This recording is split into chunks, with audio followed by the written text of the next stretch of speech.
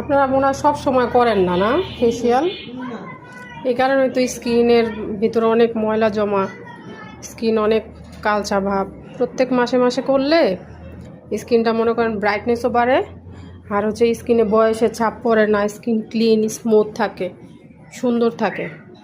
একটু চেষ্টা করবেন প্রতি মাসে মাসে যদি করতে পারেন তাহলে অনেক ভালো, স্কিন ভালো থাকবে। এটা হলো স্কিন কেয়ার করা দরকার।